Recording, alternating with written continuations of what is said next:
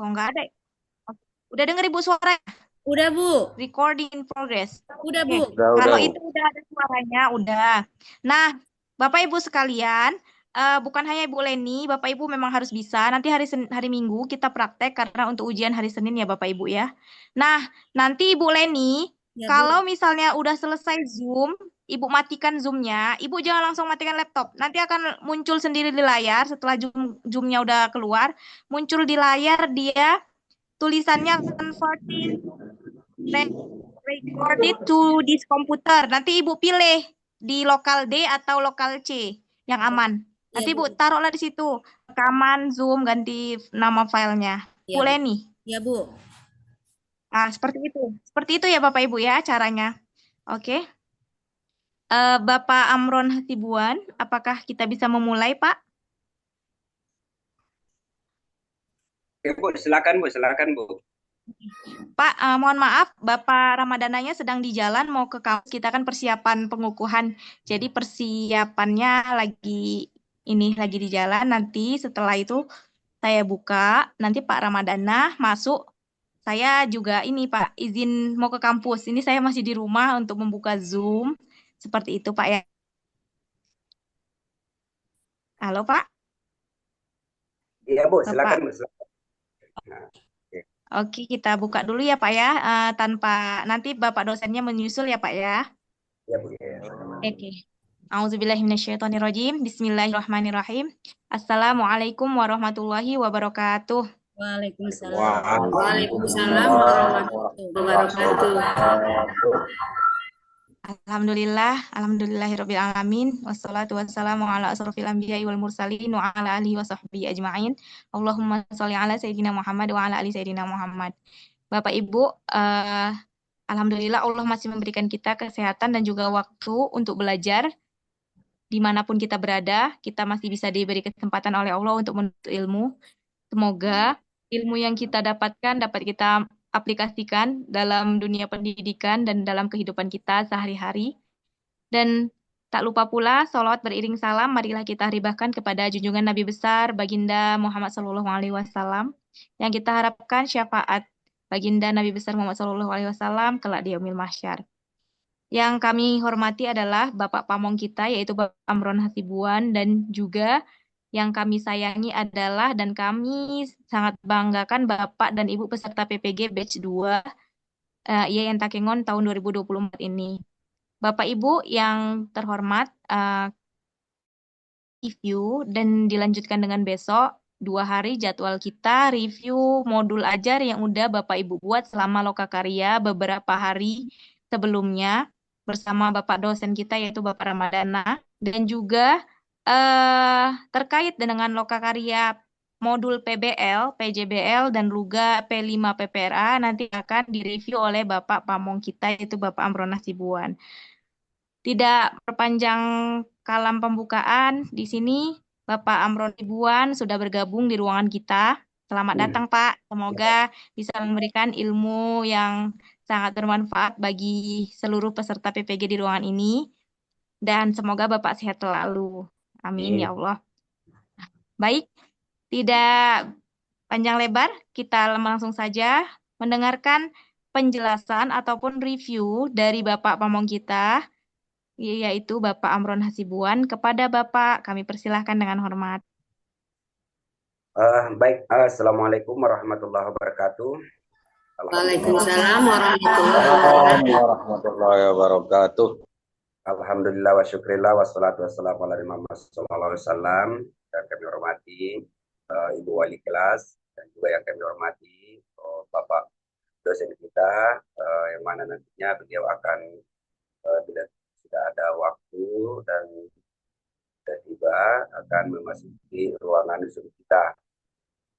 Dan juga yang kami hormati kepada Bapak Ibu mahasiswa UPG, ya, saya mengucapkan selamat dan semoga diberikan oleh Allah Subhanahu wa taala kesehatan dan kesuksesan dalam hal melaksanakan program pemerintah kita ini, yang mana bertujuan adalah untuk menciptakan guru yang ahli di bidangnya atau diistilahkan dengan guru profesional.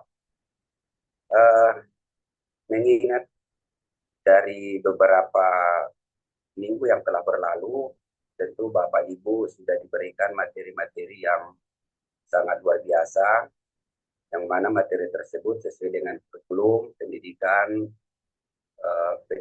guru profesional. Kali ini kami mengucapkan terima kasih kepada Ibu Wali Kelas yang selama ini membimbing, mengarahkan kemana arah tujuan daripada pendidikan yang diharapkan oleh pemerintah kita.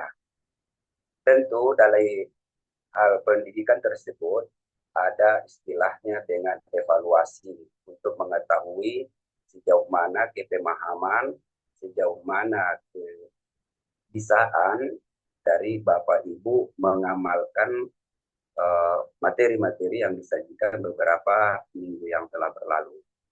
Seterusnya, kami sebagai pamong dan juga Bapak sebagai dosen nantinya tentu ingin mereview atau mengkaji ulang atau ingin melihat baik itu data maupun praktek di lapangan bagaimana mengelola, dalam arti kata mengelola kelas. Yang sering saya katakan adalah kita sebagai guru PAI termasuk adalah guru salah satunya yang paling sangat mulia. Bukan arti kata saya mengatakan guru bidang studi lain itu tidak seindah daripada guru PAI. Kenapa? Guru PAI ini adalah guru yang paling jujur menyampaikan tentang studi pendidikan agama Islam.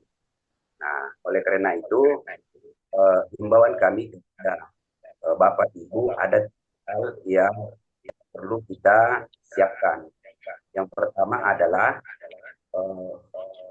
berikanlah materi pendidikan itu sesuai dengan apa yang kemampuan Bapak Ibu. Yang kedua, berikanlah materi ataupun pendidikan sesuai dengan apa yang diajarkan. Yang ketiga, pergunakanlah ada alat media pembelajaran apa yang ada di wilayah Bapak Ibu. Nah, kenapa? Karena kalau kita paksakan media tersebut tidak ada di wilayah kita, itu akan membuat proses belajar mengajar kita nantinya di lapangan tentu akan terganggu. Contoh pembelajaran studi tour, ya mungkin di daerah kita atau di daerah Bapak Ibu kemungkinan tidak ada wisata sebagaimana di wisata tempat lainnya, maka pergunakanlah seefektif lainnya ya Bapak Ibu ya. Jadi Bapak Ibu yang kami banggakan dan kami muliakan adalah terakhir yaitu guru pendidikan agama Islam ini adalah harapan satu-satunya untuk menciptakan guru yang profesional. Jadi nantinya kami, saya sebagai pamong dari Bapak Ibu, insya Allah akan siap membimbing nantinya, baik itu di Zoom maupun nanti di lapangan, untuk mencapai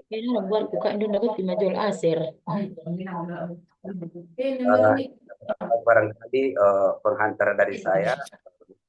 Mudah-mudahan nantinya acara Zoom kita ini akan berlanjut dan semoga kedatangan dari Bapak dosen kita nantinya kita harapkan untuk memberikan materi-materi apa yang dibutuhkan dalam hal mereview baik itu tadi yang berkenaan dengan ada beberapa poin ya.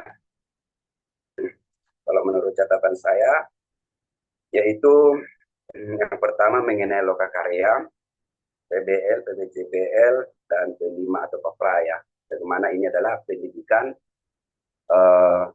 budi pekerti.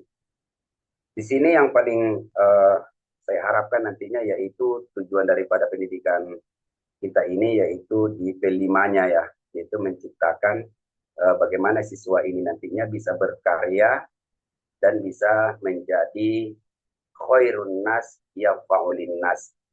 Kita bisa nantinya menciptakan siswa nantinya yang berguna bagi dirinya dan bermanfaat bagi orang lain. Serta beliau nanti anak kita ini kita ciptakan bagaimana anak ini bisa berkarya dalam arti kata mempunyai ilmu pengetahuan dan bermanfaat bagi dirinya saat ini maupun dia nantinya selesai proses pembelajaran. Inilah barangkali Bapak Ibu penghantar dari saya. Mudah-mudahan acara kita ini nanti berlanjut dengan sesuai yang kita harapkan. Demikian Bapak Ibu, pada Ibu Wali kelas kami persilakan. Assalamualaikum warahmatullahi wabarakatuh. Waalaikumsalam warahmatullahi wabarakatuh. Baik Bapak Ibu, kita tunggu Bapak Ramadana untuk mereview berserta Bapak Pamong. Tapi Pak, tadi pesan dari Bapak Ramadana, Bapak lanjut saja mereview tugas PBL ataupun PJBL mahasiswa, karena beliau masih di jalan seperti itu Pak. Itu bagaimana Pak ya? Oke Bu.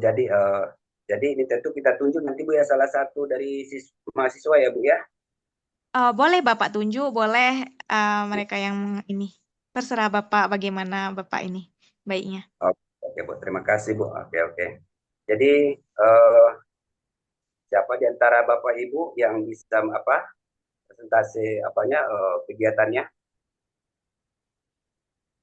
Oke, Bu Danian silahkan ataupun Bapak peserta, Bapak Ibu silahkan yang mau ini men-share screen hasil modul PBL, Bapak Ibu. Bapak tunjuk saja atau bagaimana Pak? Mungkin malu-malu Bapak Ibu di sini. Oh iya boleh Bu. Dan itu kan tentu udah ada situ Bu apa ketua kelasnya ya? Bu Danian Pak. Iya coba.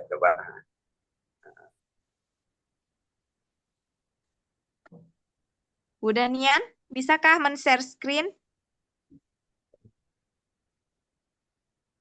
PBL bukan yang LK1. Oh iya, LK1 boleh.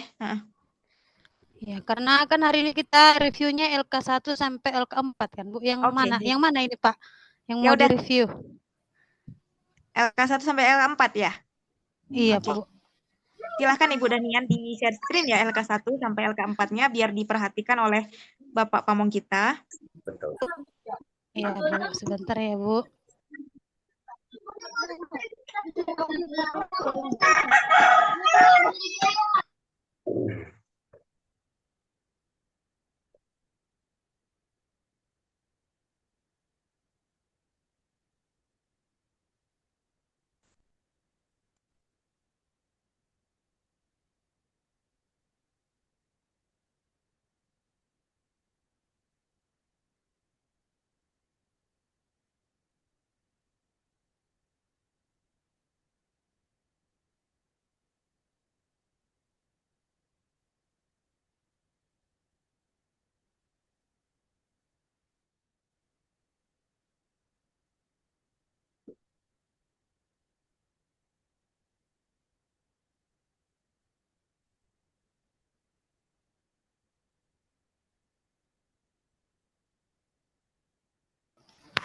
Apakah sudah kelihatan, Bu? Bu. Sudah, Bu. Ini LK1 Bu ya. Oke. Bapak Ibu tolong diperhatikan ya. LK1 agar kita mendengar dengan lebih teliti apa arahan dan juga koreksian dari Bapak Pamong kita yaitu Bapak Amron Hasibuan. Kepada Ibu Danian, silahkan mempresentasikannya. Kemudian nanti kita minta masukan oleh Bapak Amron Hasibuan. Ya, Bu, ya. Ayah. Baik, Bu. Assalamualaikum warahmatullahi wabarakatuh. Terima kasih atas kesempatan yang diberikan kepada saya untuk mereview atau mempresentasikan LK1 yaitu tentang KOSP, CP, dan ATP. Jadi di sini yang pertama adalah lembar kerja 1.1 analisis kurikulum operasional sekolah atau biasanya kita sebut dengan KOSP pada kurikulum 2013 dan di kurikulum Merdeka namanya berubah menjadi KSP, Kurikulum Satuan Pendidikan. Jadi dalam lembar kerja ini di sini kita menganalisis KOSP sekolah kita yang berdasarkan dengan atau yang berpatokan kepada kurikulum Merdeka seperti itu. Sebenarnya Pak di sekolah saya itu belum KOSP-nya masih menggunakan KOSP yang lama Pak, itu 2013 karena memang baru di tahun ini lagi digunakan atau diterapkan kurikulum Merdeka di kelas 1, 2, 4 dan 5. Jadi saya ini berusaha lah Pak seperti itu karena memang tuntutan di PMM juga kami dituntut untuk memasukkan KOSP yang kurikulum Merdeka. Nah, di sini yang pertama Pak ada karakteristik yaitu yang memuat tentang kekuatan atau kelebihan yang dimiliki oleh SD Negeri 103070 Sian Cimun, di mana sekolah ini terletak di lokasi yang strategis ya Pak, dengan lokasi padat penduduk yang berdekatan dengan kantor camat, sehingga sekolah ini memiliki atau mendapatkan bantuan, mudah sekali mendapatkan bantuan dari kantor camat mengenai kegiatan-kegiatan yang akan kami laksanakan, seperti itu Pak. Kemudian selain itu juga ada kelemahannya, ada ruang kelas yang belum memadai untuk jumlah siswa yang berjumlah 250 siswa. Sehingga dalam satu kelas itu rata-rata 35 sampai 40 siswa. Nah, hal ini tentunya menjadi sebuah kendala dalam menyampaikan pembelajaran bagi kita guru ya, karena memang kelasnya sudah kelas gemuk seperti itu. Seharusnya yang 40 siswa itu sudah bisa kita masukkan ke dalam 2 rombel. Namun karena kurangnya ruang kelas terpaksa digabung dalam satu rombel. Kemudian kondisi guru yang yang sebagian besar itu masih honorer dan gaptek dalam IT, sehingga hal ini juga menjadi kelemahan dari sekolah SD Negeri Sian Cimun yang mengakibatkan penerapan kurikulum Merdeka belum sepenuhnya dapat diterapkan. Dan selain itu ada juga orang tua dengan ekonomi menengah ke bawah yang kurang memperdulikan pendidikan anak-anak, yang hanya mengandalkan pembelajaran di sekolah tanpa membantu dengan belajar di rumah. Hal ini karena mereka terlalu sibuk dalam mencari nafkah, sehingga tidak jarang mereka tidak menyadari apa kebutuhan dan kesulitan yang dialami anak dalam belajar. Selanjutnya adalah peluang di SD Negeri Sian Cimun, dikenal sebagai SD yang mengutamakan pembinaan minat dan bakat melalui berbagai kegiatan rutin yang dilakukan sebelum pembelajaran dimulai, Pak. Jadi dari jam 7.30 itu sampai jam 8.00 itu setiap harinya selalu ada kegiatan, karena memang salah satu ciri khas kurikulum Merdeka itu adalah kegiatan pagi kan, Pak. Itu yang pertama kali disoroti oleh masyarakat. Kalau masalah penerapannya RPPM, modul ajarnya, CPATP elemennya itu semua masyarakat tidak tahu, hanya kita yang tahu gitu kan Pak. Tapi apa yang dilihat masyarakat, yang dilihat mereka adalah penerapannya, yang mereka lihat kegiatan kita di pagi hari itu. Jadi SD Sian Cimun ini memang terkenal lah Pak dengan kegiatan rutinitasnya setiap pagi mulai dari Senin sampai Sabtu itu selalu ada 30 menit sebelum pembelajaran dimulai. Nah, sedangkan ancamannya itu mulai berdirinya Madrasah Ibtidaiyah swasta di sekitar lokasi SD Negeri 103070 Sian Cimun, yang secara tidak langsung berdampak terhadap penurunan siswa baru yang masuk ke SD Negeri Sian Cimun ini, Pak. Selain itu, kurangnya fasilitas utama seperti toilet yang bersih, kantin yang menyediakan makanan sehat, juga berdampak terhadap kesehatan siswa, sehingga ini menjadi ancaman yang menyebabkan orang tua yang sering berpikir 2 kali untuk mendaftarkan anaknya ke SD Negeri Sian Cimun, dikarenakan tidak adanya toilet yang bersih dan kantin yang sehat.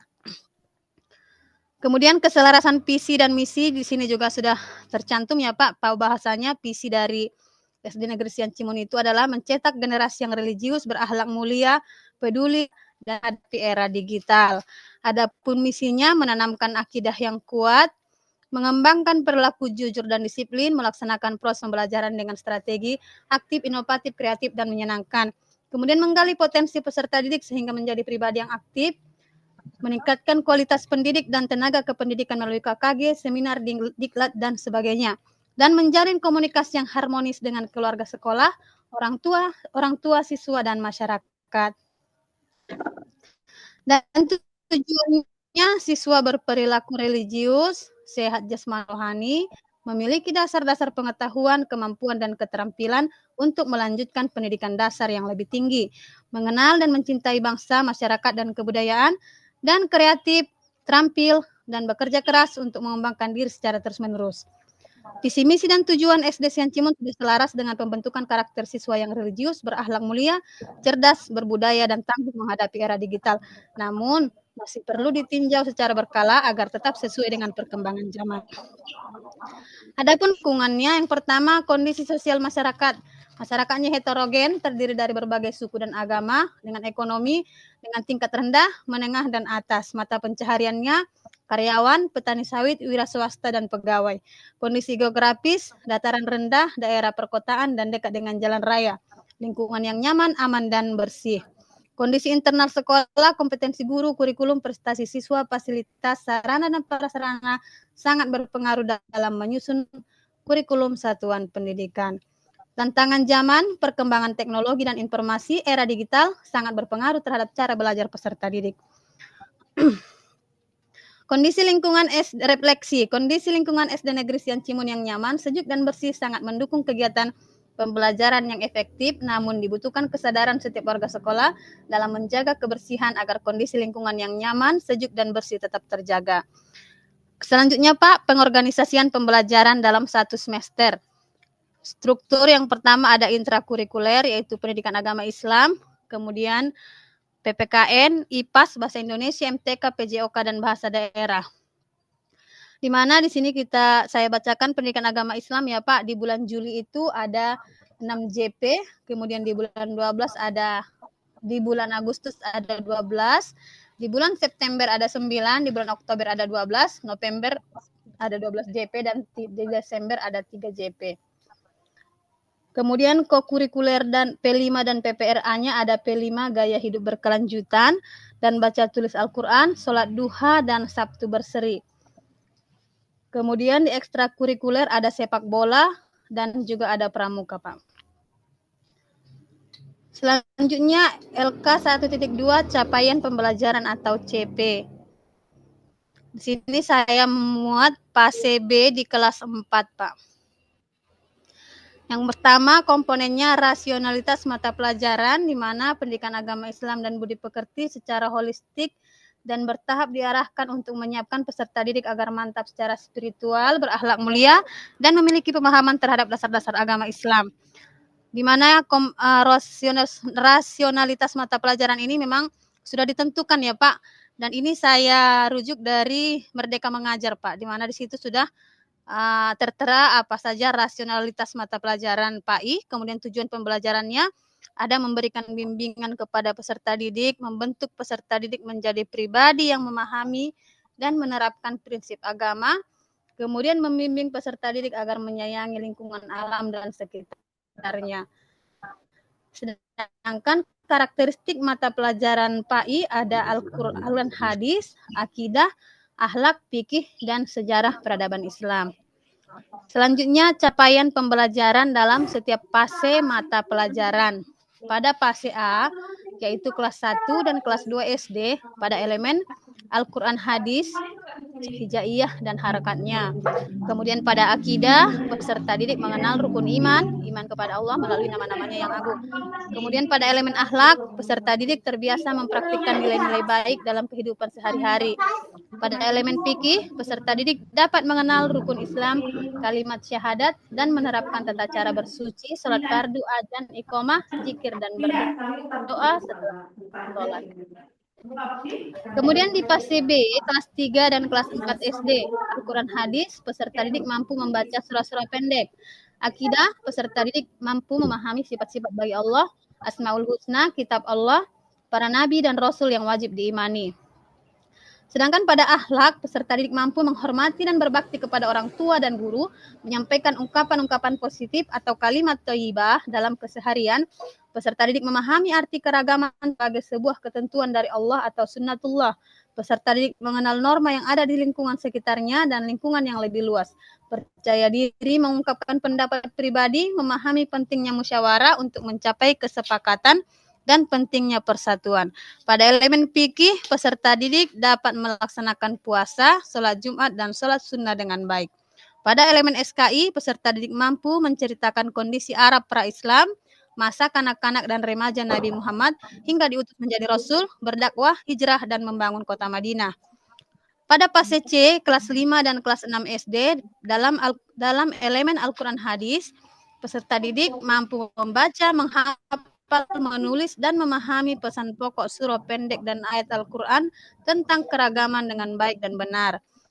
Pada elemen akidah, peserta didik dapat mengenal Allah melalui Asmaul Husna, memahami keniscayaan peristiwa hari akhir, qada dan qadar.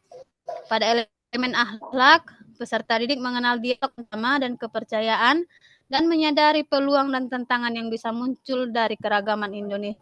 Pada elemen fikih, peserta didik mampu memahami zakat, infak, sedekah, dan hadiah, ketentuan haji, halal dan haram, serta puasa sunnah. Capaian pembelajaran dalam setiap fase menurut mata pelajaran menurut elemen. Ada fase A, yaitu Al-Quran Hadis, akidah, akhlak, fikih, dan sejarah. Demikian juga di fase B, Pak. Ini juga, jadi memang ini tidak bisa diotak-atik seperti itu ya, Pak. Kemudian LK 12.2, Pak, ada analisis CP, fase elemen, keluasan, dan kedalaman. Yang di sini saya mengambil fase B, Pak. Elemen yang pertama ada Al-Quran Hadis. Capaian pembelajarannya, peserta didik mampu membaca surah pendek atau ayat Al-Quran dan menjelaskan pesan pokoknya dengan baik. Sedangkan keluasannya di sini pengetahuan tentang ayat-ayat pendek Al-Quran serta pesan pokok ayat-ayat tersebut. Hadis tentang kewajiban sholat dan hubungan baik dengan sesama serta penerapan Islam berdasarkan ayat-ayat belajar kehidupan sehari-hari. Dan fase kedalamannya mengingat, memahami, mengenal, dan menerapkan konsep yang telah dipelajari dalam kehidupan sehari-hari.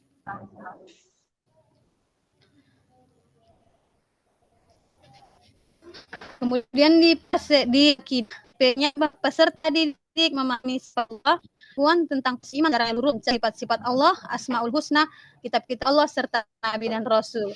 Dan kedalamannya memahami sifat-sifat Allah, Asmaul Husna, kitab Allah serta Nabi dan Rasul, sehingga dapat menjelaskan dan menggali makna konsep iman melalui sifat Allah, kitab, Nabi dan Rasulnya. Demikian juga pada elemen-elemen berikutnya ya Pak, seperti fikih, akhlak, dan juga sejarah peradaban Islam. Selanjutnya, tujuan pembelajaran. Di sini yang saya muat adalah fase B, Pak, di kelas 4. Dan elemennya yang saya masukkan di sini adalah elemen akhlak, Pak.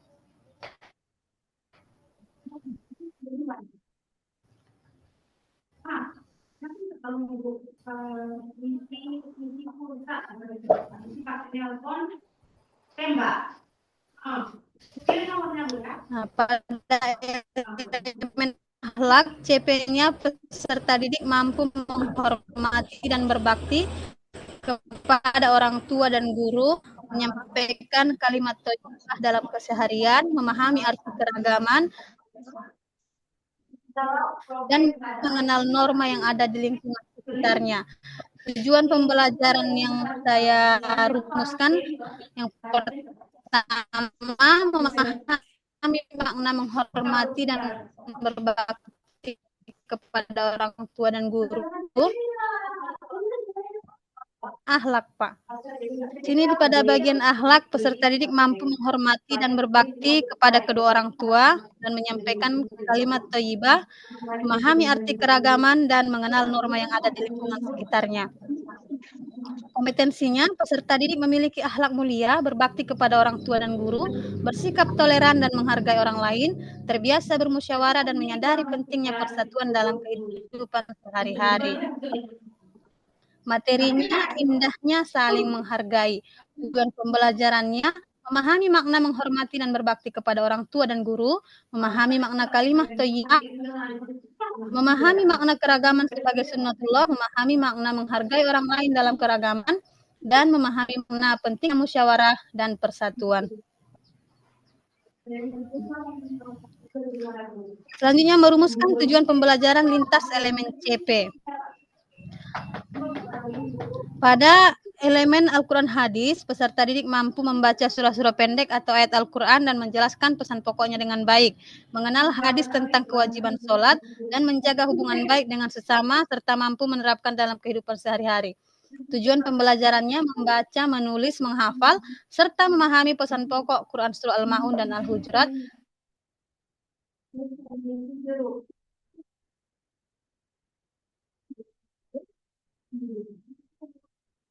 Hubungan baik dengan orang lain.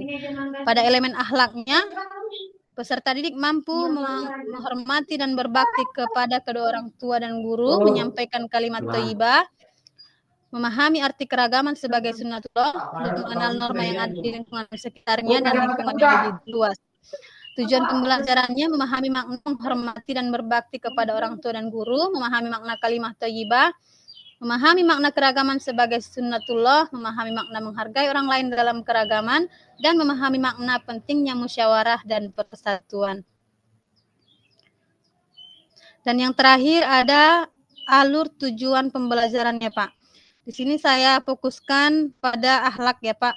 Dan di sini sudah dirumuskan ATP-nya, di mana CP-nya seperti yang sudah saya bacakan tadi kan, Pak. Peserta didik memahami keragaman sebagai sunnatullah. Jadi di sini CP-nya Pak tidak saya gabung lagi Pak dengan CP pada kelas 3. Di sini saya khususkan CP pada kelas 4 Pak, yaitu peserta didik memiliki keragaman sebagai sebuah ketentuan dari Allah. Peserta didik mengenal norma yang ada di lingkungan sekitarnya dan lingkungan yang lebih luas. Percaya diri mengungkapkan pendapat pribadi, memahami pentingnya musyawarah untuk mencapai kesepakatan dan pentingnya persatuan.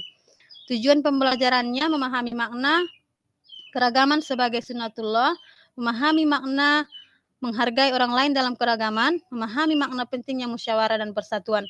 Adapun alur tujuan pembelajarannya, yang pertama memahami makna keragaman sebagai sunnatullah, memahami makna toleransi dan tawasud dengan benar, mengidentifikasi perilaku toleransi dan tawasud dalam pergaulan dengan benar, menghubungkan makna toleransi dan tawasud dengan perilaku sehari-hari dengan benar, menerapkan perilaku saling menghargai dalam pergaulan, memahami pengertian musyawarah dan menjaga persatuan, memahami pentingnya musyawarah dan menjaga persatuan, menjelaskan dalil yang menunjukkan perintah bermusyawarah dan menjaga persatuan, serta menjelaskan manfaat dari pelaksanaan musyawarah dan menjaga persatuan. Alokasi waktu atau JP, 18 JP dengan 9 kali pertemuan, Pak. Mungkin itu saja Pak yang dapat saya sampaikan mengenai LK1 saya Pak, yaitu tentang analisis CP, analisis elemen CP dan TP, Pak. Terima kasih. Saya kembalikan.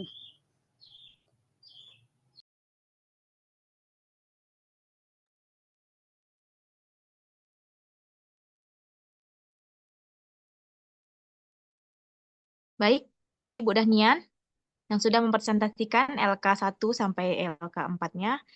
Kepada Bapak Amron Hasibuan sebagai pamong kita di ruangan ini, semoga bisa memberikan review berupa kritik dan saran terhadap kerjaan Ibu Dahnian. Mana tahu ada yang perlu diperbaiki, Pak. Kami menerima kritik dan saran dari Bapak.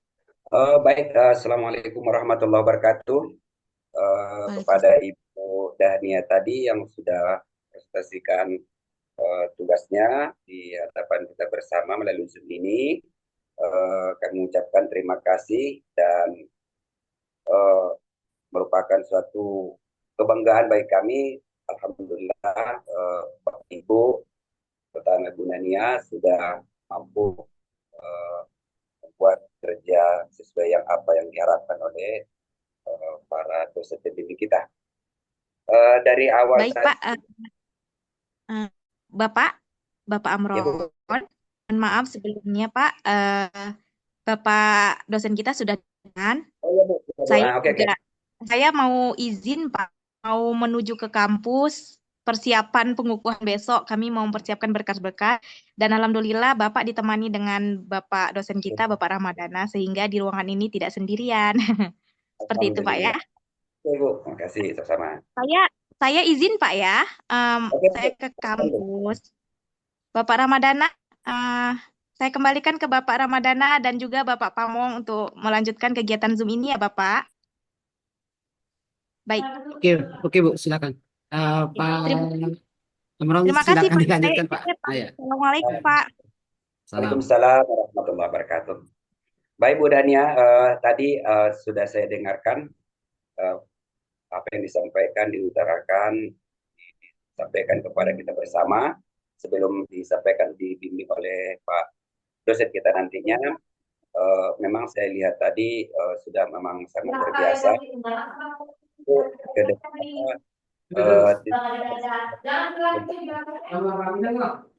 antara sekolah ada sekolah swasta yang hal ini tentu merupakan tantangan bagi kita sekolah umum lah ya, sekolah umum atau guru. Iya. Jadi itu ada saya dengar tadi kalimat itu mengatakan lebih condong orang ke sekolah swasta dibanding sekolah negeri. Nah, dalam hal peningkatan mutu pendidikan agama Islam, ya.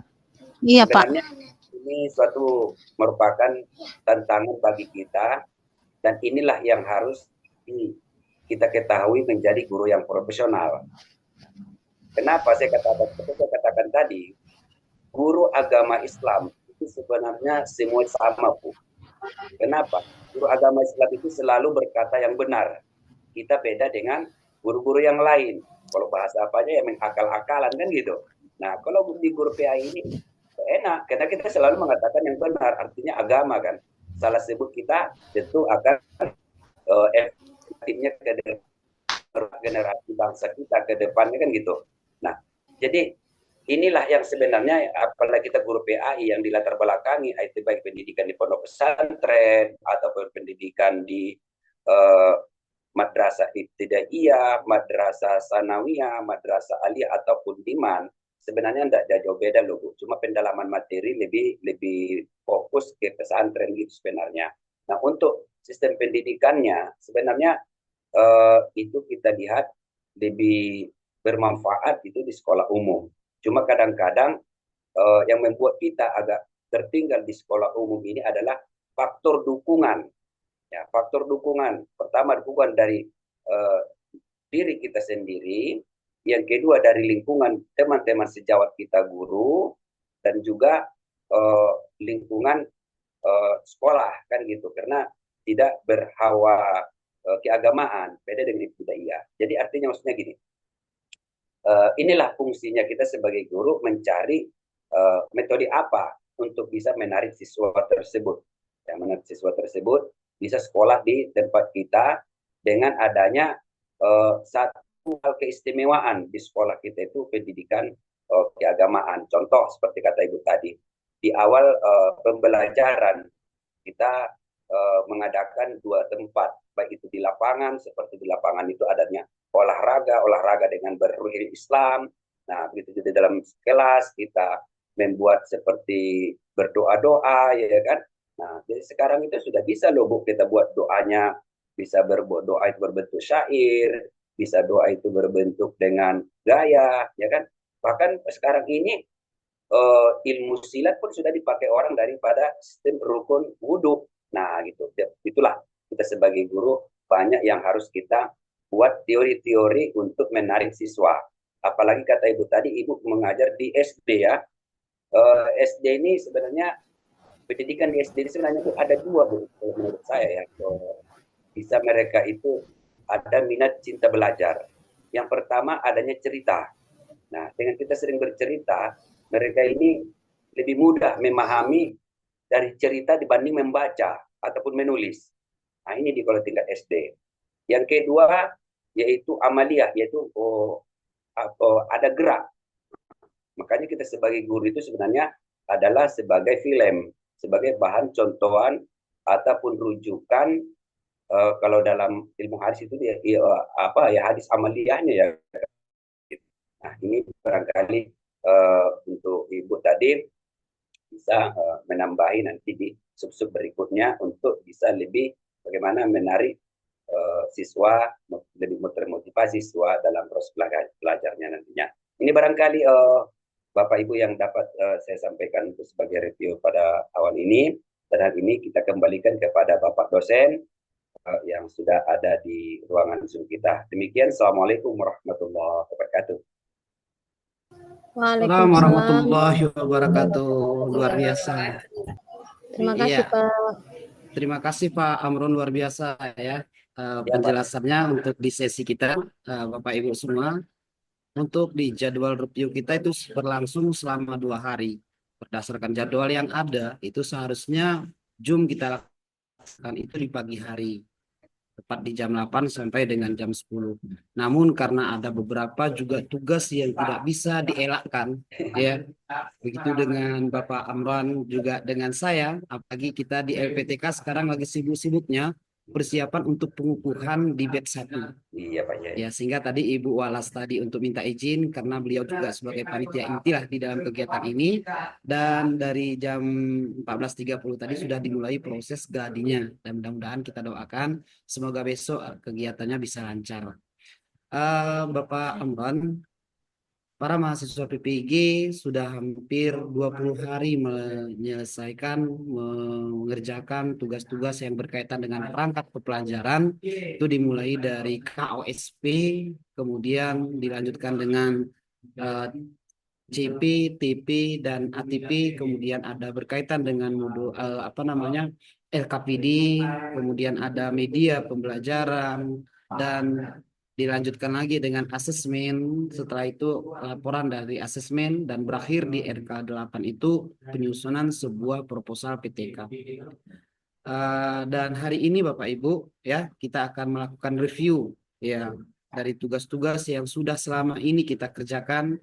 Kita tadi sudah sama-sama mendengar apa yang disampaikan oleh Bapak Amron ya terkait dengan pelaksanaan atau modul-modul yang sudah kita siapkan. Intinya Bapak Ibu bukan hanya sebatas coretan-coretan yang ada di kertas.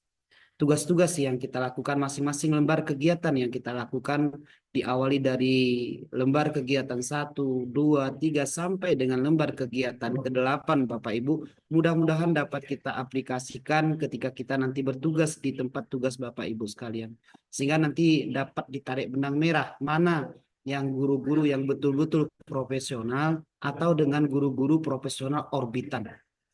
Ya, tidak ada pula yang guru profesional yang karbitan. Kita berharap bukan seperti itu Bapak Ibu. Apa yang kita dalami, apa yang kita pelajari selama pendalaman materi, kemudian dilanjutkan dengan pengembangan perangkat pembelajaran atau kita sebut dengan lokakarya. Nah, ini merupakan review pertama dalam kegiatan di tugas-tugas kita. Kenapa harus ada saya? Kenapa harus ada Bapak Amron di sini? Bapak Ibu sekalian, yang lebih tahu tentang lapangan, yang lebih tahu tentang lapangan bagaimana ketika Bapak Ibu bertugas, ini yang lebih paham itu adalah Bapak Amron. Bapak Amron dan Bapak Ibu sekalian. Karena dosen itu bertugas dia di LPTK di kampus. Beberapa teori yang disampaikan, yang kami sajikan, terkadang-kadang berbanding terbalik dengan aplikasi yang Bapak Ibu terapkan ketika di lapangan. Maka dasar utama dalam proses ketika kita belajar itu ya diawali dari KOSP. Bagaimana kurikulum operasional satuan pendidikan yang kita terapkan di awal. Apa yang menjadi kelebihan dan kekurangan dari lembaga kita. Sehingga nanti ada sebuah kesimpulan bagi para masyarakat untuk menyekolahkan anaknya di SD Ibu. Saya mau di SD 0 sekian gitu. Kenapa? Di sana lapangan olahraganya mendukung, kemudian guru olahraganya mendukung, kemudian kegiatan-kegiatan lain juga mendukung. Bagi orang tua yang anaknya tidak ingin berkiprah di bidang olahraga, maka dia sampaikan, kita ingin menyekolahkan anak kita di sekolah Polan, misalnya di sekolah Ibu Ramla. Kenapa? Di sana itu pendidikan agamanya luar biasa gitu. Pengajaran agama secara moderat di sana gitu. Meskipun kita di sini berbeda agama, tapi di sana tidak memunculkan hal-hal yang berkaitan dengan syarat. Ditambah lagi dengan fasilitas-fasilitas yang ada. Kenapa? Sekolahnya dekat dengan Masjid Agung misalnya. Sekolahnya dekat dengan tempat-tempat pesantren misalnya dan lain sebagainya. Ini menjadi ciri khas dari sekolah Bapak Ibu berdasarkan dari kelebihan dan kekurangan yang kita miliki. Para orang tua siswa akan tahu kira-kira anaknya itu mau dikembangkan di bidang mananya. Tadi Pak Amro menyinggung masalah pesantren misalnya. Ketika anak kita ingin anak kita paham di bagian bahasa, maka kita akan mencari sebuah pesantren yang mengedepankan tentang bahasa. Gitu. Ketika anak kita ingin entrepreneur, kita akan mencari sebuah pesantren yang kira-kira di sana lebih menanamkan tentang bagaimana berwirausaha. Gitu. Ketika anak kita ingin paham di bagian keagamaan, kitab-kitab kuning, gitu kan, maka kita akan mencari sebuah pesantren yang kira-kira lebih menekankan terhadap kitab kuning tersebut, sehingga output dari sekolah itu jelas. Ini yang ditekankan dalam kurikulum Merdeka. Sejak awal kita sudah pernah dibayangkan bahwa gaya belajar dari peserta didik itu kan terdiri dari 3 bentuk, setidaknya digabungkan dalam 3. Yang pertama dalam bentuk audio, kemudian yang kedua dalam bentuk visual, kemudian yang ketiga ada audio visual. Berdasarkan 3 gaya belajar ini Bapak Ibu, tentu akan menghasilkan kompetensi-kompetensi yang berbeda. Dalam proses kurikulum Merdeka, semua bidang, semua keahlian anak-anak itu akan dihargai. Gitu. Saya pernah sampaikan kepada Bapak Ibu ketika kita di angkatan kita masih sekolah, mungkin masih ada istilahnya nilai rapotnya merah gitu. Ya, masih ada nilai merah gitu. Ketika ada nilai rapot kita 5, ada 6, ini akan sulit kita sampaikan kepada orang tua. Kenapa? Karena dicap kita sebagai anak yang bodoh gitu. Padahal tidak. Ketika kita tidak mampu di bidang matematika, ya, tapi ingat kita punya potensi di bidang fisika misalnya. Ketika kita tidak mampu di bidang fisika, mungkin kita di bidang IPAS kita akan muncul gitu.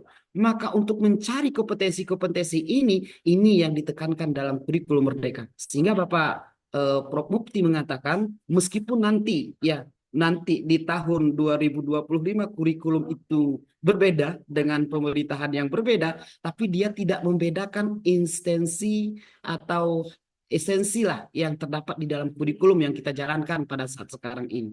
Intinya Bapak Ibu, diawali dari kurikulum KTSP, ya KTSP Bapak Ibu, kemudian dilanjutkan dengan kurikulum K13, kemudian dilanjutkan lagi dengan kurikulum Merdeka. Masing-masing kurikulum itu Bapak Ibu menekankan tentang penggalian potensi pada anak didik. Apalagi kita di bagian agama gitu. Misalnya di sekolah Ibu Robiah itu ada beberapa guru yang paham tentang tilawah. Maka kita munculkan di P5-nya nanti itu pengajaran tentang tilawah. Sehingga orang-orang yang ada di kampung sebelah dia berpikir, anak saya ingin pinter di tilawah, maka saya akan sekolahkan di tempat Bu Robiatun. Meskipun jarak tempuh dari Bu Robiatun itu agak terlalu jauh dengan anak-anak tersebut. Apalagi dengan sekarang itu istilah zonasi itu akan dihilangkan. Mudah-mudahan akan dihilangkan gitu. Kalau di Aceh itu walaupun ada zonasi itu tidak berlaku Bapak Ibu. Ya, tidak berlaku gitu. Kalaupun ada zonasi tidak berlaku gitu. Apalagi di tingkat sekolah SD. Nah, hari ini kenyataannya Bapak Ibu, ya seperti yang disampaikan fenomena-fenomena yang kita lihat, para peminat di sekolah dasar itu jauh lebih sedikit daripada peminat yang berada di madrasah ibtidaiyah. Gitu. Itu yang ada di Aceh. Ya mudah-mudahan ini tidak akan berpengaruh di wilayah Sumatera Utara dengan beragam agama gitu. Sehingga di tingkat sekolah dasar di Aceh ini Bapak Ibu, itu tidak mustahil dalam satu kelas itu hanya terdiri dari 5 orang. Gitu. Mudah-mudahan saya sampaikan di sekolah yang ada di Padang Lawas lebih dari 20 orang. Sehingga pada saat kegiatan di asesmen kemarin saya sampaikan, meskipun siswa Bapak Ibu itu ada 20, maka kita ambil sampelnya itu, yaitu ya paling tidak ada 6 orang, 2 yang di kelompok tinggi, kelompok sedang, dan kelompok rendah. Begitu Bapak Ibu. Nah, hari ini Bapak Ibu kita akan mereview dari LK1 sampai dengan LK4. Dan insya Allah besok akan kita lanjutkan dari LK5 sampai dengan LK8. Bapak Ibu sekalian, izin Pak Amron untuk share screen ya.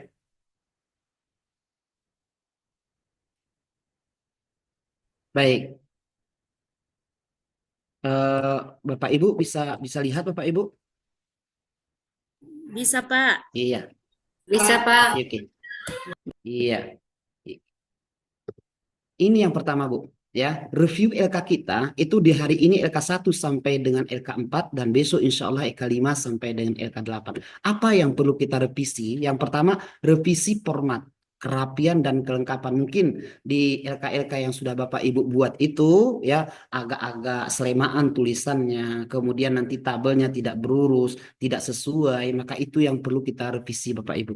Ya, itu yang kita revisi. Kemudian yang kedua nanti revisi isi, runut dan perbaikan isinya. Ada mungkin beberapa yang tidak sama. Misalnya di LK sebelumnya Bapak Ibu mengambil elemen fikih. Tiba-tiba nanti di LKPD-nya Bapak Ibu mengambil elemen akidah akhlak. Kemudian di modul ajar Bapak Ibu akan mengambil elemen Al-Quran hadis. Ini yang perlu diselaraskan mulai dari LK sebelumnya. Sehingga dalam setiap CP yang kita susun itu Bapak Ibu, dia akan sama di LK apa namanya ya, di LK berapa tadi, LK 3, kemudian nanti di LKPD, kemudian di asesmen, kemudian di modul ajar itu diselaraskan. Kemudian yang ketiga Bapak Ibu, revisi sebaiknya mungkin maksimal 2 kali revisi lah. Itu maksimal. Kemarin Bapak Ibu sudah pernah revisi, mudah-mudahan ya, berdasarkan nanti arahan dan bimbingan dari Bapak Amron ya. Apalagi Pak Amron sudah lihat isi dari masing-masing tugas kita, mungkin tidak terlalu banyak nanti yang direvisi gitu. Mudah-mudahan tidak terlalu banyak. Kemudian yang kedua, analisis struktur kurikulum CP, TP dan ATP. Itu keselarasan visi, misi dan tujuan ya. Diawali dari visi dan misi tujuan itu berkaitan dengan apa namanya ya? Ya, keselarasan visi, misi dan tujuan dari sebuah lembaga di mana Bapak Ibu bertugas. Kemudian kita lakukan refleksi dengan menggunakan SWOT dan rumusan CP. Saya rasa kalau CP-nya itu sudah baku Bapak Ibu ya, berdasarkan peraturan Menteri Pendidikan di tahun 2024. Kemudian apa yang kita dapatkan di CP itu nanti kita rumuskan ke dalam TP sesuai elemen, sesuai dengan cakupan CP yang kita buatkan tadi. Kemudian runutan ATP sesuai dengan alurnya, urutan TP untuk setiap kelas dengan jelas. Artinya Bapak Ibu, CP-nya itu disesuaikan dengan TP-nya, TP-nya itu disesuaikan dengan ATP-nya. Artinya Bapak Ibu jangan nanti di CP-nya seperti yang disampaikan tadi bercerita tentang elemen fikih, kemudian di TP-nya bercerita dengan elemen akidah, dan di ATP-nya bercerita tentang SKI. Ini yang perlu Bapak Ibu revisi. Ya. Kemudian yang ketiga Bapak Ibu, pengembangan materi ajar berbasis struktur pengetahuan. Struktur materi harus sesuai dengan TP dan ATP. Itu di LK yang sebelumnya Bapak Ibu ya. Kemudian struktur materi harus runut, harus sesuai dan harus sejalan. Nah, kemudian pengembangan media berbasis LKPD, digital dan aplikasi. Iya, mungkin Bapak Ibu kemarin sudah pernah membuat LKPD dalam bentuk digital, yang dalam bentuk YouTube. Kemudian ada juga yang berbasis aplikasi dalam bentuk PowerPoint atau dalam bentuk presentasi Canva. Atau Bapak Ibu nanti membuat berbasis IE itu dalam bentuk Gamma, Canva Magic, Google Slide dan lain sebagainya. Silakan Bapak Ibu menggunakan LKPD yang memuat ya, minimal Bapak Ibu di LKPD itu memuat 2 dari 3 yang kita sebutkan. Nah, setidaknya nanti ada PowerPoint-nya, kemudian yang kedua ada materi ajar yang berbasis digital. Bagi Bapak Ibu yang belum membuat videonya, saya berharap ini bisa diselesaikan gitu videonya, sehingga video itu bisa kita gunakan pada saat di PPL nanti. Kemudian juga nanti akan dilibatkan juga dalam pembuatan modul untuk diukin uji di Bapak Ibu. Makanya wajib itu membuat materi ajar berbasis aplikasi dan materi ajar berbasis digital. 2 itu yang berkaitan dengan pengembangan. Kemudian penyusunan instrumen asesmen awal, formatif dan sumatif. Ya, asesmen awal umumnya sudah baik. Iya, benar Bapak Ibu. Ya, yang Bapak Ibu susun itu sudah baik. Nanti kita tinggal apa namanya ya, tambah-tambahan lah apa yang perlu kita revisi berdasarkan nanti arahan dari Bapak Amron. Kemudian asesmen sumatif umumnya sudah baik. Kesalahan yang umum adalah jenis asesmen dan kisi-kisi asesmen berantakan dan tidak cocok. Ada beberapa yang tidak relevan dari tugas-tugas dari Bapak Ibu. Ini nanti disesuaikan ya, disesuaikan dengan tugasnya. Bagi Bapak Ibu menganggap bahwa tugas yang di LK tersebut disusun sudah cocok, berarti ini tidak termasuklah Bapak Ibu yang cocok tersebut yang disampaikan. Kemudian penilaian asesmen sumatif nilainya tidak cocok dengan rubrik yang disusun. Ya, yang masih banyak salah rumusan asesmen formatif sebagai besar sama dengan asesmen sumatif. Terkadang-kadang itu di beberapa LK, Bapak Ibu, itu tidak bisa dibedakan mana yang asesmen sumatif, mana yang formatif gitu. Sehingga kesannya terakan-akan dia sama, Bapak Ibu. Ya. Kemudian pengolahan di asesmen umumnya sudah baik, perlu dibuat yang teratur dan rapi saja. Kesalahan paling banyak adalah salah mendeskripsikan nilai tidak sesuai dengan deskripsi dan kriteria. Jumlah siswa minimum 10 orang kecuali sekolah terpencil dan SLB. Kita kemarin itu buat ini Bu ya, itu minimum kita kemarin adalah 6 orang. Ya, ini belum ya Pak. Nah, jumlah siswa minimal 6 orang gitu. Itu yang disampaikan pada kita kemarin. Baik, itu yang mungkin di tahapan pertama yang perlu kita revisi ya Bapak Ibu. Nanti Bapak Ibu silakan mengupload ya revisi tersebut tepatnya di menu revisi naskah tugas ya, revisi naskah tugas. Nah, Bapak Ibu sudah tahu kan kemarin itu ada yang salah ketika diminta revisi tugasnya, Bapak Ibu merevisi tepatnya di revisi menu tugas. Kalau nggak salah itu di LK1 ada ya, di LK1. Bagi Bapak Ibu yang melakukan yang seperti itu, nanti revisiannya ditimpa saja Bapak Ibu, ditimpa saja, itu tidak ada masalah. Ya, ditimpa saja. Apa yang direvisi sesuai dengan arahan yang Bapak Amron tadi sampaikan. Ada beberapa penitik berat yang disampaikan Pak Amron tadi yang perlu kita perbaiki. Ini luar biasa nih Pak Amron. Ya Bapak Ibu ini bekerja bagaikan robot gitu Pak Amron ya. Ya dalam satu hari itu Bapak Ibu ini harus merevisi 4 gitu. Saya sampaikan Pak, ya jangan mengeluh dengan yang 4 gitu. Kemarin kenapa? Di teman-teman yang di LK di kategori 2 Bapak itu merevisi 6 ya. 6 LK yang harus direvisi waktunya dari ini sampai dengan besok gitu. Iya, hari ini dengan besok itu perlu direvisi. Kemudian Bapak, kita harus memberikan penilaian Pak. Itu 1 sampai dengan 6 itu sampai besok Pak gitu. Ya, bersyukurlah kita ya. Besok lusa itu ada hari Minggu sehingga kemungkinan nanti hari libur bisa kita buatlah untuk menginput nilai Pak Bro. Sehingga ketika kita tanya bagian pusat yang dia katakan bukan PPG namanya kalau tidak dadakan Pak. Ya, jadi kalau di PPG itu ya dadakan gitu. Kalau Bapak Ibu merasa keberatan untuk menyelesaikan revisian itu selama 6 LK, Bapak Ibu bisa coba bayangkan saya dengan Pak Amron harus memeriksa ya 6 dikali 21. Ya 21 kita Bapak Ibu ya. Iya, 6 dikali 21. Ketika Bapak Ibu tidak sanggup, maka kami dengan Pak Amron itu akan jauh lebih tidak sanggup lagi tuh. Tapi ketika Pak Amron juga sanggup, masa Bapak Ibu kalah dengan Pak Amron? Nah, ini kan ada tantangan yang luar biasa gitu. Ya, ada tantangan yang luar biasa.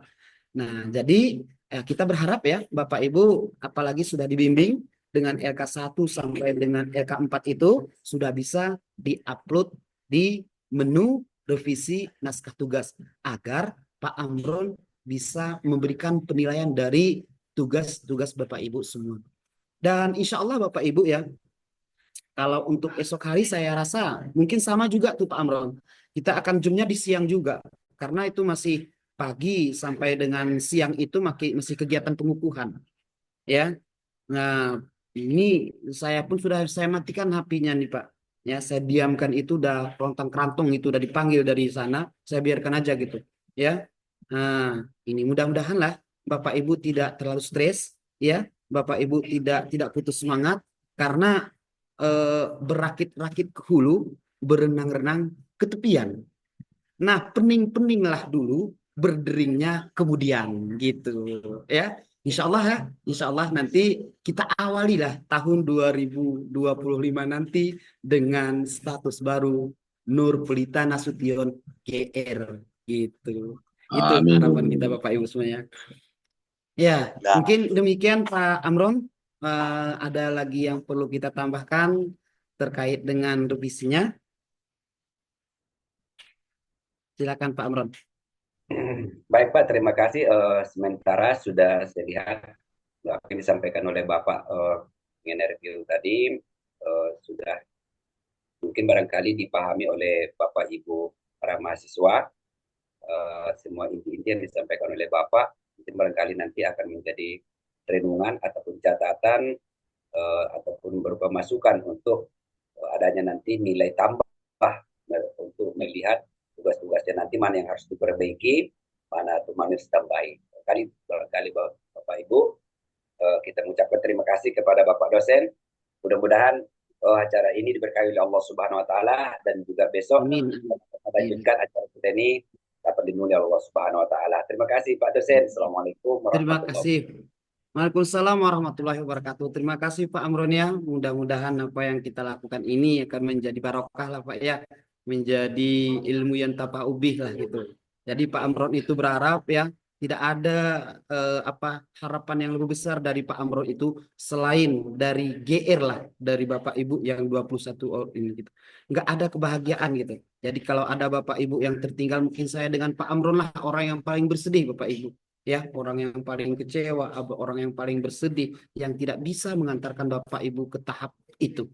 Jadi kami berharap Bapak Ibu bisa melakukan dengan lebih baik. Insya Allah doa kami dengan Pak Amron senantiasa mengiringi perjuangan dari Bapak Ibu semua. Kita punya WA grup Bapak Ibu, silakan nanti kita diskusikan. Ada hal-hal yang perlu kita didiskusikan. Kalau kita cerita perfect Bapak Ibu, cerita sempurna nggak ada Bapak Ibu. Saya sudah sampaikan kepada Bapak Ibu, waktu yang 20 hari harus mendalami dan mempraktekkan sebanyak 335 lembar, 335 halaman modul lokakarya itu. Nggak mungkin itu Bapak Ibu. Di samping Bapak Ibu punya kewajiban mengajar sebagai guru, kemudian sebagai ibu rumah tangga, sebagai bapak rumah tangga yang punya tuntutan dari anak dan istri dan lain sebagainya, tapi setidaknya ada skala perubahan di sana dari yang sebelum kita PPG sampai dengan setelah kita PPG. Ada perubahan di sana, itu yang kita harapkan Bapak Ibu. Sehingga kegiatan yang kita lakukan melawan ngantuk, jam 2 seperti ini mengantuk kita Bapak Ibu. Ya, tapi Alhamdulillah satu orang pun yang tidak ada meng-off-kan kameranya Bapak Amron. Luar biasa ini. Ya, di kelas sebelah itu orangnya di gelombang sebelumnya Bapak, di batch sebelumnya itu anaknya itu pesertanya itu ada 16. 10-nya off kamera Pak. Jadi tinggal 6 saja gitu. Tapi luar biasa di jam-jam 2 seperti ini, jam 3 itu masih cerah, harus melawan kantuk, dan itu harus kita balas dengan sebutan GR di ujung nama kita Bapak Ibu. Mungkin terima kasih Bapak Ibu, selamat melanjutkan aktivitas berikutnya. Jangan lupa segera diupload, apalagi kita khawatir dengan keadaan jaringan Bapak Ibu ya. Karena mau tidak mau, suka atau tidak suka, hari Senin kita akan lanjutkan dengan peer teaching Bapak Ibu. Ya, peer teaching. Kalau mungkin ada waktu besok nanti, ada waktu kita coba bagaimana Bapak Ibu nanti share screen. Apakah semuanya sudah bisa share screen materinya, bagaimana kita memunculkan LKPD pada saat kita di peer teaching nanti gitu. Mungkin ada waktu bisa kita lah cerita-cerita tentang itu Bapak Ibu. Terima kasih Pak Amron sudah mengganggu waktunya, sudah sedia menemani kita dalam kegiatan di Lokakarya ini. Semoga Allah membalas kebaikan Bapak dan Allah berikan kebahagiaan untuk Bapak dan untuk kita semua. Mohon izin Bapak, Ibu ya, saya live untuk melanjutkan di persiapan di gladinya tadi. Assalamualaikum warahmatullahi wabarakatuh. Waalaikumsalam warahmatullahi wabarakatuh. Makasih Pak.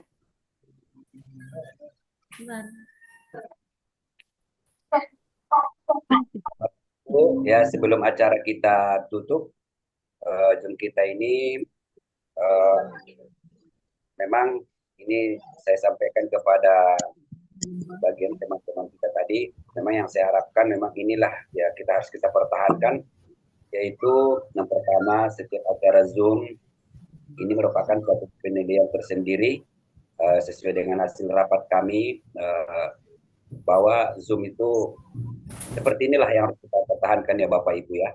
Ya Pak. Jangan ada yang jangan ada tutup kamera, jangan ada yang merokok, jangan ada yang minum, ya kan? Jadi bukan arti kata kita tegang ya. Kita ya, santai, sersan, serius tapi santai dalam kondisi beradab kan gitu. Karena sesuai yang kami musyawarahkan, termasuklah salah satu sifat yang ini tadi, itu kamera dibuka. Ini barangkali masukan dari saya untuk acara kita ke depannya. Semoga dapat dipertahankan Bapak Ibu ya. Demikian, Assalamualaikum warahmatullahi wabarakatuh. Waalaikumsalam. Waalaikumsalam warahmatullahi wabarakatuh. Terima kasih, Pak. Terima kasih, Pak. Makasih ya Pak. Ya Bapak Ibu. Terima kasih, Pak. Saya izin keluar ya. Ya, Pak. Ya tangan. Ya Pak. Salam warahmatullahi Wabarakatuh.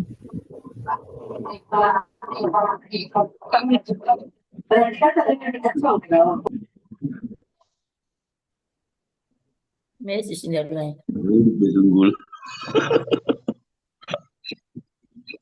Baru ada negara revisi ini nang mengerti.